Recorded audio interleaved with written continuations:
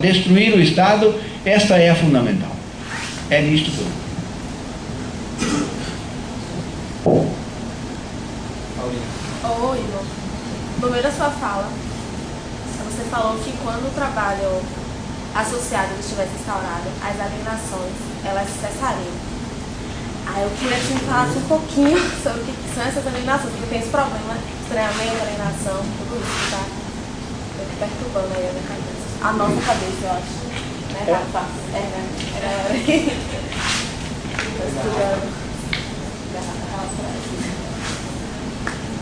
Bom, eu vou expor o que eu penso e vocês saibam que existem divergências mesmo, né, entre marxistas sérios. Veja, eu entendo que alienação, aí me baseio na definição que Marx e Engels dão na ideologia alemã. Alienação é um poder que nasce de um processo social cuja matriz é a forma específica do trabalho, e através desse processo vocês poderão ler na ideologia alemã, como ele já leu na ideologia alemã, né? Todo mundo vai reler a ideologia alemã, e tem umas pagininhas muito legais lá. Marx e Engels dizem, bem, é um poder social que nasce de uma determinada forma de trabalho, que se torna estranho, se torna poderoso, se torna hostil e passa a dominar a vida humana. Claro que esta forma da alienação assume formas específicas ao longo do processo histórico. Eu particularmente acho que, e Lucas faz referência a isso também, por causa disto, por causa dessa definição, que Marx e Engels estavam tratando da sociedade de classes, não da sociedade em geral. Eu acho que existe alienação também na sociedade primitiva, por causa da forma específica do trabalho. A precariedade do trabalho levava a que as pessoas não compreendessem os fenômenos da natureza, não compreendessem o processo social e começassem a construir todo um outro poder, que depois virou magia, mitologia e tudo isto, né? Um poder que, diante do qual as pessoas se ajoelhavam, veneravam e passou a comandar a própria vida humana. Bom, se isto é verdade, então vejam, o que vai acontecer no comunismo? Você tem uma forma de trabalho que é a forma mais livre e humana possível. Qual é a forma de trabalho mais livre e humana possível? É a forma em que os produtores da riqueza, coletivamente, controlam de forma coletiva, livre, universal, o processo de produção da riqueza. Partindo das suas necessidades, estabelecendo o que vão produzir, como vão produzir e como vão distribuir a riqueza. E isso elimina toda forma de exploração do homem pelo homem. A meu ver, elimina toda a possibilidade de surgir um poder do homem sobre o homem. Portanto, acaba com a alienação. O que é que pode subsistir? Subsistem obstáculos, subsistem contradições, porque o processo social nunca vai ser um processo absolutamente homogêneo. Entre indivíduo e gênero, nunca há uma homogeneidade absoluta. Os interesses dos indivíduos não coincidem sempre e necessariamente com os interesses do gênero humano. Mas todas as contradições, todos os problemas que surgirão poderão ser tranquilamente resolvidos. Eles não se transformarão num poder social estranho, poderoso, hostil e controlador da vida humana. Bom, é isto que eu penso. Portanto, para mim, no comunismo não vai haver alienação. Aí, por isto, eu levanto um problema que até hoje não me foi respondido completamente, espero que vocês respondam. Sabem que Lucas escreveu a Ontologia do Ser Social. A Ontologia do Ser Social começa com a categoria do trabalho, reprodução, ideologia e estranhamento. E eu sempre me interroguei por que cargas d'água, sendo o estranhamento, que eu acho que é sinônimo de alienação, por que é que ele faz parte da ontologia se ele não é constituinte essencial do ser social? Ele constitui desde a comunidade primitiva até o fim do capitalismo, terá alienação. Mas no comunismo, não. Portanto, ele não faz parte essencial do ser social. Eu tenho uma hipótese, mas nunca pude parar nem para investigar, e acho que não vai dar tempo para investigar. Mas acho que é um problema e, enfim, está aí.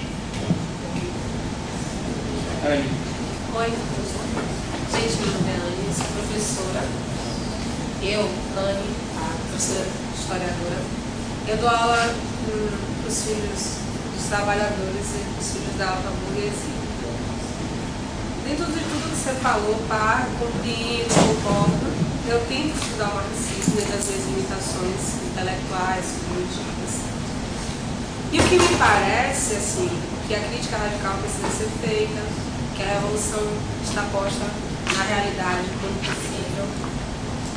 E as condições objetivas elas vão ser geradas, mas o que me angustia dentro dele, porque é dialético a parada, né? E aí, embora eu ache que eu não vou conseguir instrumentalizar isso, são a questão da subjetividade do sujeito. Como todo campo educacional, como você escreveu um livro sobre a educação e formação humana, e como eu sempre me esbarro nesses dois universos, para poder compreender, discutir a realidade de forma ontológica, tentar discutir, é como essa subjetividade, que ela tem a ver com esse processo histórico, ela indica caminhos mesmo, assim, possibilidades, assim, que você possa compreender, porque a questão objetiva, a realidade, a forma de opressão que o capital está, o acirramento da desigualdade, está posto, tá? E está posto, e eu acho que chegamos no nível de compreensão de que a gente consegue fazer debate nessas duas esferas. Mas aí vem as questões subjetivas, que é o cerne, para mim, assim, hoje, enquanto processo educativo, e entender que essas questões subjetivas, elas são dialéticas, elas têm a ver com o processo histórico, você conseguir enxergar mediações que possibilitem debater, assim, a revolução no tocante da subjetividade do sujeito mesmo. E o que é que eu pergunto? A formação humana, dentro do capital, assim, ela precisa passar por algumas etapas, não sei se etapas, não sei se é a palavra etapas, mas a educação e a formação humana. Quando você faz isso, a minha pergunta é, nas mediações subjetivas, quais são as possibilidades que a educação pode ser um campo para chegar a isso? Você entendeu? Não. Vou explicar melhor então. Você falou a respeito de que a ciência, ela porque na disciplina ela é muito bem dada, mas isso tudo era ciência. Tá? Mas essa ciência, ela busca entender o todo. Você falou o mundo, pelo menos assim. Quando eu falo, a formação humana, ela é formada por todo um processo histórico e essa subjetividade. Eu não consigo entender mesmo assim, como eu posso compreender essa formação humana ao longo do processo histórico.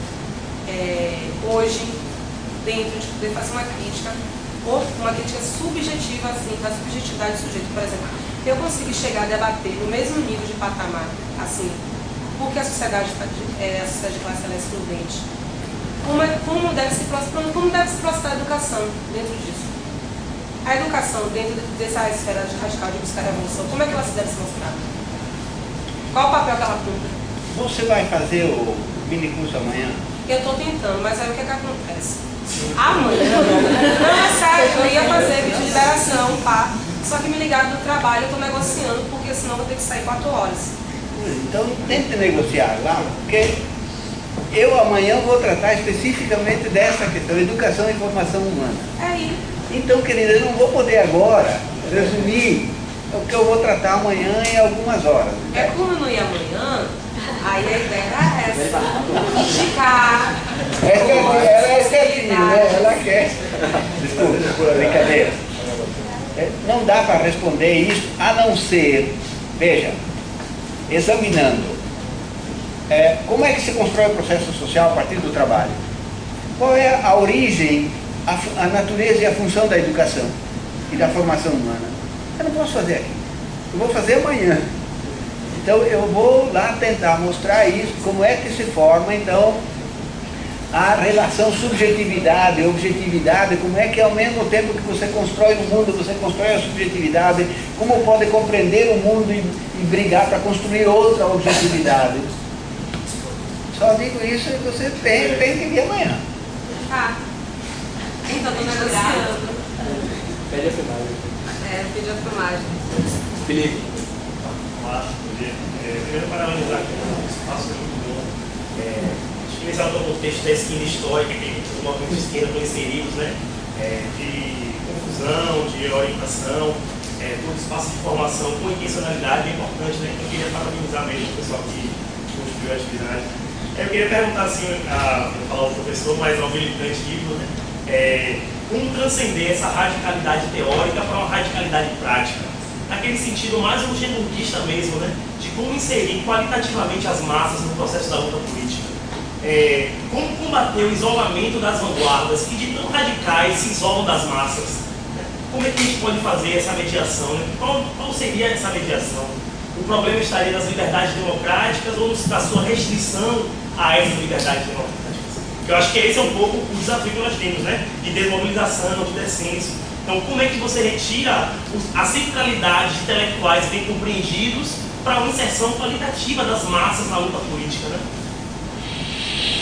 Bom, você também está querendo resumidamente um negócio que teria que ser, né? Eu vou pedir para você fazer um favor para mim.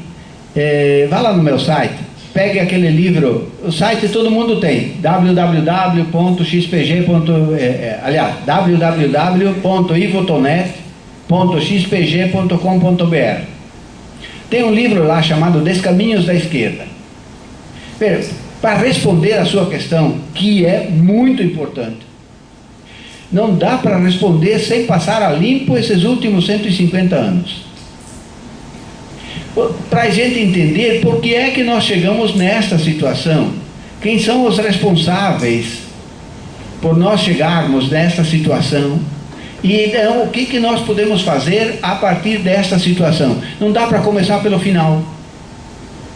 Porque se eu começar pelo final, não vai entender por que é que eu estou propondo isto. Então, eu não sei se eu já... Num outro... Cadê Paulinho? Na outra vez que eu vim aqui, eu discuti isso com um grupinho muito restrito, né? Mas eu poderia vir em outro momento aqui fazer uma exposição longa, um mini curso, sei lá, a respeito dessa questão, que é muito complexa, porque tem que começar daquilo que Marx, era a teorização do Marx. O que Marx, ao analisar a sociedade, propôs? O que aconteceu já na vida do Marx, na segunda metade do século XIX, depois na Revolução Russa, as outras revoluções, enfim, o que aconteceu depois com as derrotas? Veja, as derrotas das lutas da classe operária têm um papel muito importante na constituição do mundo atual. E por que nós chegamos nesta situação em que nós estamos hoje e o que nós temos que fazer então a partir desta situação sem pressa? Se alguém tem pressa, não vai hoje a canto nenhum. A sociedade está numa crise violentíssima, mas não é com pressa que se vai resolver, não adianta mesmo. É preciso saber o que tem que fazer.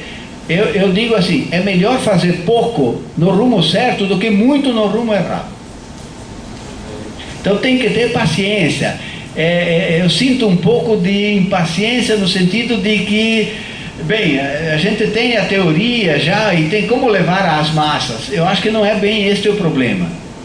É explicar por que é que a teoria está neste estágio tão pobre E por que as massas estão nesse estágio tão reformista, tão alienado? Você entender tudo isto, bom, então a gente agora vamos ter que fazer isto, né? Porque tem outras coisas que estão acontecendo neste mundo, inclusive a crise do capital intensificando e tal. Veja, mas só para finalizar isto, diferentemente do Brasil, por exemplo, você teve lá na Grécia, na Espanha, em Portugal, milhares de pessoas no meio da rua. Você poderia dizer, puta, agora vai. Agora não foi. Por que não foi? Isso tem que ser explicado. Isso não é simplesmente não foi porque não foi. Tem que ser explicado. Eu acho que isso é uma tarefa nossa importantíssima, e aí a teoria também tem que entrar no meio. Eu acho que ela não está tão... Aí eu me permito discordar, todo mundo conhece Zé Paulo, tenho uma enorme admiração por todo o trabalho dele, né? Mas eu não acho certo dizer que nós já temos a teoria suficiente, o que falta é a organização. Acho que não é por aí a coisa, mas a discussão é mais comprida. Ondina. Oi, professor. Bom dia, gente. Meu nome é Ondina, sou estudante daqui da UFBA de Geografia. E eu queria fazer uma pergunta para o professor. Como o senhor afirma que para a superação radical da sociedade, existem várias mediações, né, que o professor falou, tanto na luta política, quanto na luta teórica, e também com algumas práticas educacionais dentro da educação, como o senhor falou. Mas para alcançar essa superação radical da sociedade, além de a gente estar resgatando a teoria radical, também da compreensão da sociedade, o sujeito revolucionário ele precisa estar organizado, ele precisa também se entender como sujeito revolucionário. Aí a pergunta é, se entender como classe, que na situação atual que a gente vive, existe uma desfragmentação da classe, existe uma desorganização, e nem o próprio sujeito revolucionário se entende como tal. E aí eu queria perguntar, qual seria o papel da esquerda, qual seria o papel dos comunistas nesse momento? Eu sei que o senhor trouxe várias contribuições que eu concordo, no sentido de a gente estar voltando à teoria, né, de voltar aos clássicos e fazer um pouco do que o próprio Marx fez, mas qual seria esse papel da esquerda e dos comunistas para a organização da classe?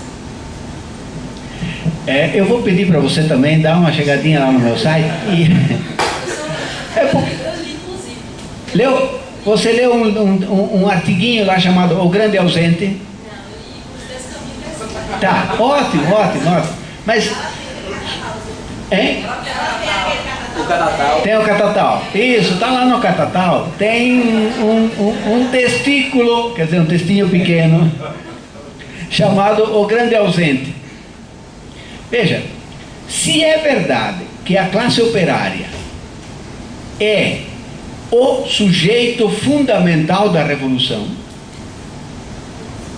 não o único, mas o fundamental, e se é verdade que esta classe operária hoje está alienada, cooptada, reformista, tudo o que você queira, então o problema fundamental é trazer de volta esta classe operária para que ela assuma o seu papel fundamental. Esta é a grande questão.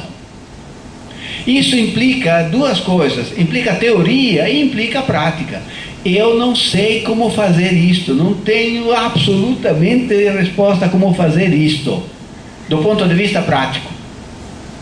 Mas acho que muita gente está lá tentando batalhar, brigando. Veja, isso implica a briga contra o reformismo, briga contra a cooptação da classe trabalhadora. Implica, quer dizer, um trabalho imenso para descolar a classe trabalhadora do projeto burguês do Estado, né? Ela voltar a assumir a sua função de sujeito fundamental da revolução. Eu espero que se consiga fazer isto, porque se não conseguir fazer isto, não vai haver revolução. Porque é muito simples, você pode ter um trem com 150 vagões, mas se não tem locomotiva, a coisa não vai. E se tem uma locomotiva deficiente, a coisa vai de forma deficiente. Esta é plasticamente a questão. Então, mas veja, de novo, para a gente entender por que é que nós chegamos nessa situação em que a locomotiva saiu dos trilhos, nós precisamos passar a limpo estes últimos 150 anos. E eu vou dizer uma coisa que pode parecer arrogante. Não é arrogante. A maioria, não sei se deve, eu posso ser mal entendido, mas tenta entender bem, porque não é um problema pessoal.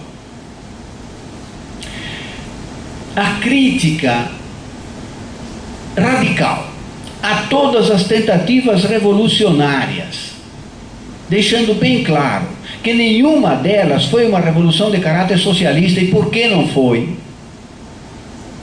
É fundamental que seja feita. A maioria dos teóricos que sempre assumiu todas essas tentativas revolucionárias como socialistas, ou como pelo menos sendo o que era possível fazer, não tem mais condições de fazer essa crítica. Eu acho que é tarefa fundamental. Acho que sem isso não se vai adiante. Porque isso significa clarificar um monte de coisas. O que é socialismo? O que é comunismo? O que é transição? Sujeito revolucionário? Teoria revolucionária? Um bolo de coisas que tem que ser retomadas e feita a crítica disto. Esse livrinho que Sérgio e eu escrevemos, Proletariado e Sujeito Revolucionário, tenta contribuir para isto. Então, eu acho que assim, há inúmeras tarefas que têm que ser feitas, passando a limpo todo este processo, para nós entendermos o que aconteceu, por que nós chegamos nessa situação e por que a classe que é o sujeito fundamental da revolução, hoje não está pensando em revolução, mas ela continua sendo, do ponto de vista essencial, o sujeito fundamental da revolução. E se ela não voltar a ocupar no palco o protagonismo da revolução, não vai ter revolução. Acho que, se houver ainda mais alguma discussão, já chegamos ao meio-dia. Pode encerrar esse momento, né, Silvio? Obrigado, pessoal, pelo visto.